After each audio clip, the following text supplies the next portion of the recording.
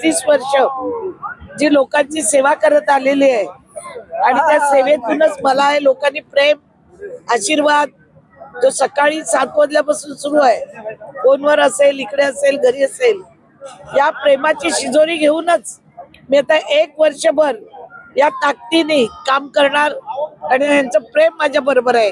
आणि जोपर्यंत माणसाच्या मनात दुसऱ्याविषयी प्रेम असतं तोपर्यंत आपण चांगलं काम करू शकतो असं मला वाटतं. आणि आपण पाहिलंच की सर्व समाजाची, सर्व जातीची, सर्व धर्माची, लहान मुलांपासून ते सिनियर सिटीजन पर्यंत सगळे लोक या कार्यक्रमाचा 10 दिवस आनंद घेतात.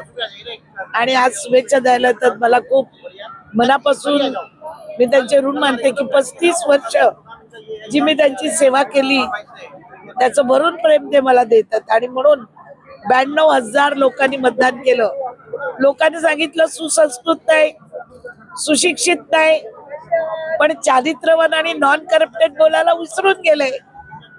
आपली परिचय काय दिला?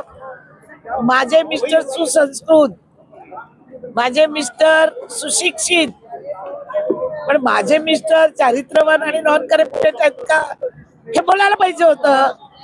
हे कोण बोलला नाही. आणि मला सुसंस्कृतचा अर्थ अजूनही कळला नाही की जे आई वडिलांचं ऐकत नाही ते कसे काय सुसंस्कृत. आम्ही तर आमच्या मुलांना आज चांगलंच मोटिवेट केलंय, इतरही मुलांना करतो. तर मला कधीतरी कोणीतरी आपण पत्रकारांनी सांगावं की सुसंस्कृतचा अर्थ काय आणि सुशिक्षितचा अर्थ काय. अरे आपली आई शिकलेली नसली तरी आपल्याला IAS ऑफिसर बनवते ना, आपल्या मुलाच्या ती स्वप्न पाहते ना. म्हणून कोणाला सुशिक्षित, सुसंस्कृत. आणि कोणीतरी राष्ट्रवादीची एक नेता आलेली ती बोलली की मंदाताई सुसंस्कृत नाही त्या स्टेजवर. मला त्यांनाही विचारायचं आहे, तुमचे वडील एवढे मोठे नेते आहेत, तुम्ही किती सुसंस्कृत आहात? तुम्हालाही मी 17 वर्ष ओळखत होती, पण आम्ही कधी कोणाचं काढलं नाही. पण आज लोकांचं तुम्ही बघता ना प्रेम कोणावर आहे. उबाटाचे 90,600 मतदान होतं. तुम्ही एवढे नगरसेवक घेऊन गेलात, तुम्हाला किती 700 का 800 मतं पडली. तुम्हाला 1.5-2 लाख मतं पडायला पाहिजे होती ना. रेकॉर्ड मी मोडून 92,000 मतदान घेतलं. हे लोकांचं प्रेम आहे. आता तुम्ही 3 दिवस बघता इथं, हा 10 दिवस कार्यक्रम आहे.